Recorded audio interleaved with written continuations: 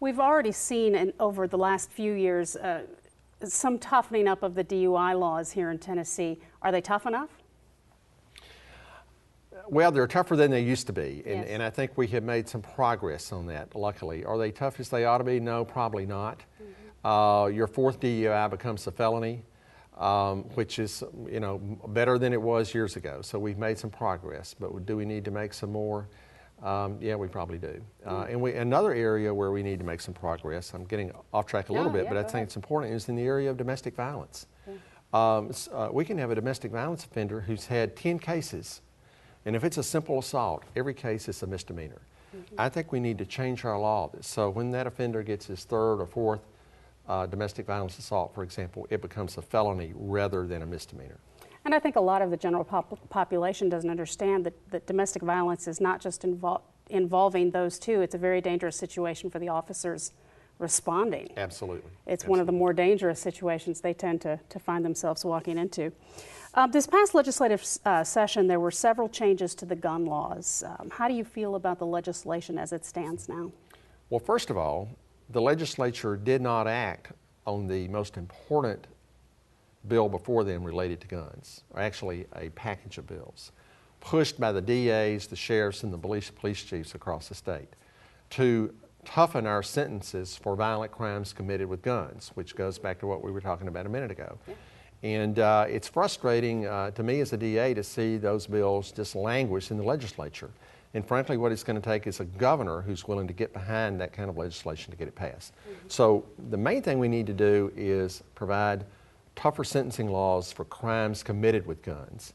Having said that, the legislature did a number of things related to permit carriers. With regard to the bill allowing permit carriers to take firearms into parks, subject to local government agreement on that. Right. I think that was a proper step. I would have signed that bill. It's important, though, to leave that up to each local community. So if Gallatin, for example, wants permit carriers to take guns into city parks, that would be Gallatin's decision. Same with Davidson County or whatever. So basically leaving it up to that local community to make that decision. With regard to guns in establishments that serve alcohol, I've expressed concern about that. Frankly, as DA for over 12 years now, I could go through a list of cases that I've had to prosecute involving the unfortunate mixture of guns and places that serve alcohol. And I'm just very, very concerned about that. Now, having said that, I don't think the bill will have much impact. I think most permit carriers will adhere to the law and not consume alcohol if they take their firearms into a restaurant. In addition to that, most restaurants are opting out of it, which they have a right to do under the law. So I don't think it's going to have a big impact one way or the other. It would be interesting, and I don't know if you've even seen any statistics, but to know how many of those cases that you've dealt with that they have legal carry permits even to begin with. Well, some do and some don't. I mean, we're prosecuting a case now, a very, very unfortunate case of a businessman in Memphis who had a permit, but unfortunately was drinking too much and got into an altercation, not in the restaurant, but in the parking lot right outside the restaurant, got into an argument over a parking space. He's being prosecuted by us at the present time, and it's just a very, very unfortunate situation. Yeah. What else would you like to see enacted your first few days in office? Well, I won't use the word enacted, but the other thing that I would really like to see done is the day I take office, working with our state comptroller, Justin Wilson, begin a thorough review of all of state government from top to bottom to make sure the taxpayers are getting $1's worth of services for $1's worth of taxes. Let's find out where the waste is. I think we'll find that there are certain programs we can do without. There are other programs that we can cut back.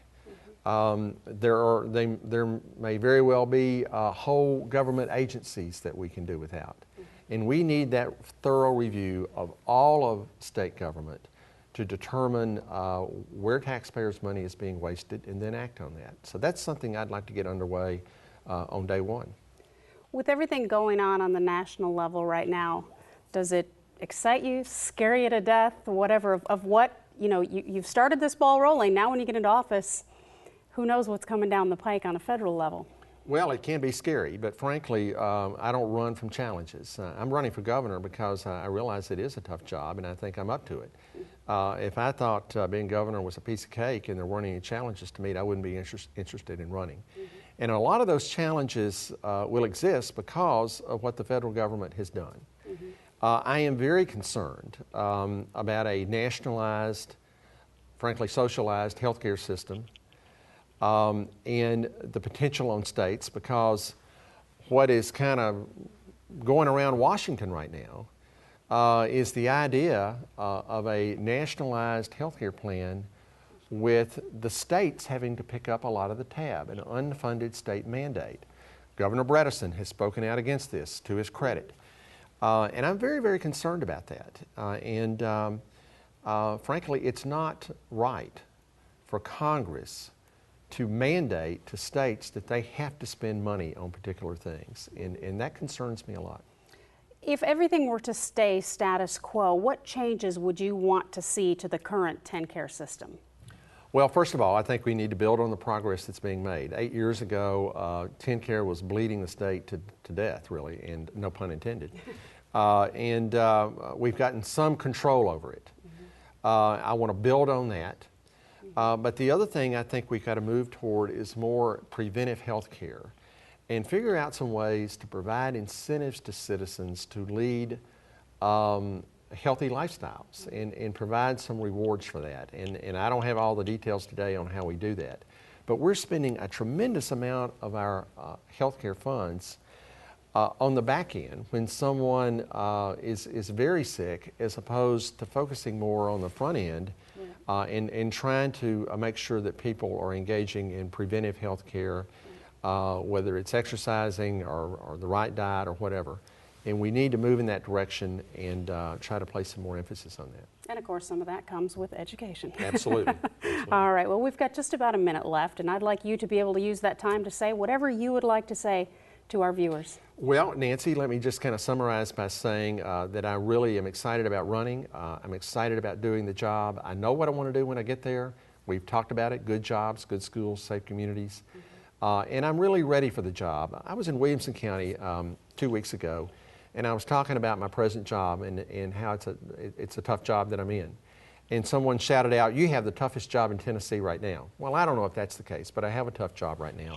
And frankly, I'm battle tested. It's prepared me to be the kind of governor we need in tough times. Yeah, definitely. Well, thank you so much for Thank taking you. time out of what I'm sure is a very, very busy schedule right now. Thank you for being here with us as well. If you would like more information on Bill Gibbons for governor and his campaign, you can log on to his website at gibbons2010.com. That's GIBBONS 2010.com. And we hope you will join us again next time right here on Inside Politics.